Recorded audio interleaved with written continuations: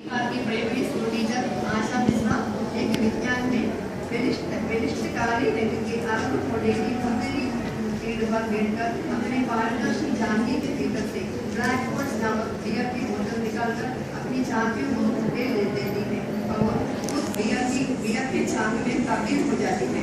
लेकिन सत्य है कि ये दोनों युवतियां मशहूर हो गई तथा इन दोनों को विज्ञापन कंपनियों से करोड़ों रुपये मिल गए होंगे। लेकिन सुनीला और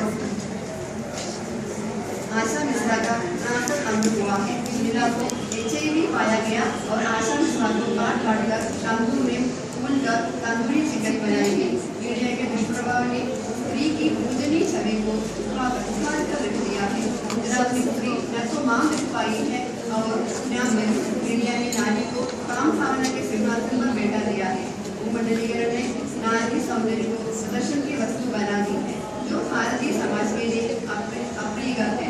सुनीला और आशा मिश्रा की तरह अनगिनत नारियां की वस्तु जीवन बिताने के लिए आवश्यक है या इनमें से अधिकांश को कुत्ते की मौत मिली होगी। गुजराती संस्कृति में जन्मे पर नारियों का भविष्य विरुद्ध नासद हो जाता है, जिसकी चिंता किसी को नहीं है। जयप्रकाश ने अपनी कहानियों के माध्यम से गुजराती सांस्कृतिक नारियों की ट्रांसफर जिंदगी के बारे में समाज को सख्त चेतावनी दी है। मौजूदा उत्तराधिक समय में व्यवस्था का अव्यवस्थित युग मानव जीवन को जटिल बना रहा है। व्यवस्था का निर्माण मानव जीवन को सुगम बनाने के लिए है, न तो उसके नाश के लिए। व्यवस्था में व्याप्त अमानवीयता एवं भ्रष्टाचार ने मानवीय संबंधों को शिथिल बना दिया है। जयप्रकाश की कहानियों में भ्रष्ट व्यवस्था का सख्त विरोध हुआ है और प्रार्थना तथा जद्दू तिवारी गणना अधिकारी कहानियां व्यवस्था विरोध के दस्तावेज है।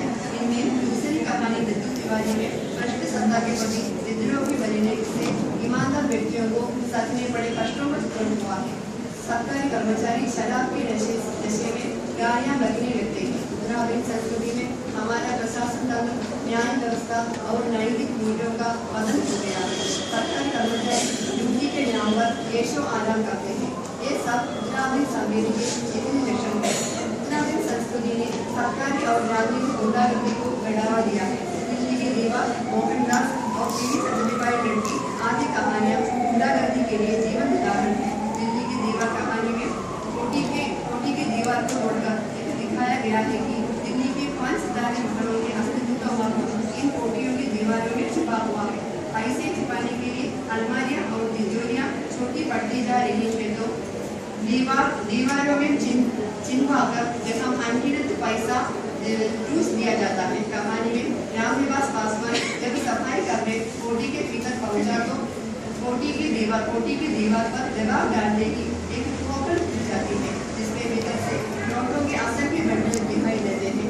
वे विकास स्पष्ट होते जा रहे संपूर्ण भारतीय जनता को अंदर के प्रति आवेदन है। उनके मत में भारत की राजधानी दिल्ली की अधिकांश दीवारें गोपन है और वहाँ आपको छिपा रखा गया है। वर्तमान उत्तराखंड समाज में विडंबनाएं बढ़ रही है। उनमें से एक है निशंस पुलिस व्यवस्था एवं ताला व्यवस्था। उत्तराखंड संस्कृति ने पुलिस को जनरक्षण के बदले जनरक्षक बना दिया है। अत्याचारों के दमन के बदले जनसाधारण के दमन में उन्हें बड़ा रस मिल रहा है। ताला व्यवस्था एवं निशंस पुलिस व्यवस्था के कारण आम जनता का जीवन अस्त व्यस्त हो गया है। मोहनदास, दिल्ली की दीवार, आई का सत्याग्रह और 13 डिग्री आदि कहानियों में निशंस पुलिस व्यवस्था का चित्रण हुआ है।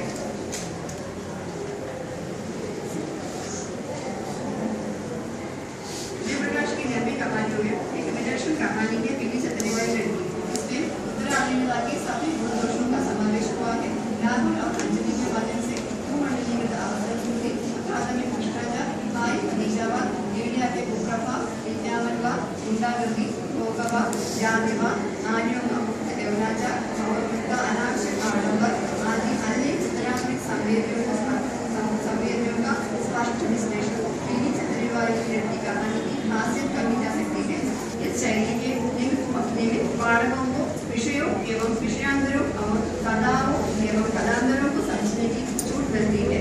जयप्रकाश ने मोड़गांव का स्कूटर, दिल्ली की दीवार, मैंगोस आदि कहानियों में उपशीर्षक शैली का प्रयोग किया है, जिससे पाठकों को कहानी की प्रमुख घटनाओं को याद में लिखने का लिखने में रचनाओं को याद में लिखने का आसानी मिली है जो मर्मस्पर्शी बन चुकी है।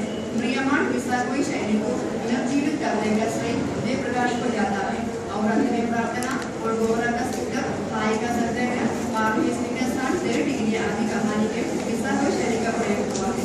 जाति यथार्थपद शैली इसे असंभव जाति के माध्यम से संस्कृति यथार्थ की अभिव्यक्ति जाति यथार्थ का माध्यम है।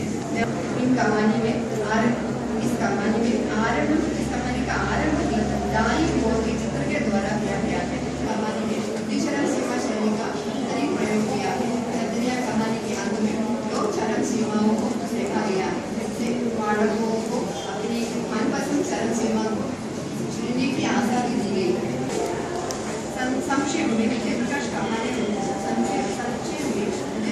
कहानी में वातावरण उत्तराखंड संस्कृति आदि के विभिन्न भाषा के कथा अंतकथा विषय के सहारे आगे बढ़ते हैं।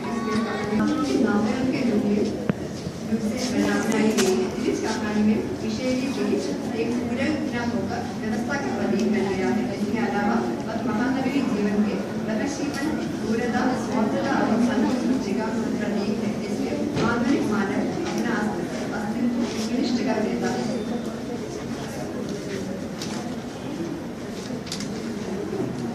कहानी का शीर्षक उत्तराधुनिक कहानी का विजय प्रकाश की कहानियों के शीर्षकों की एक प्रमुख विशेषता है कि अधिकांश शीर्षकों में अंग्रेजी शब्दों पर रखा गया है।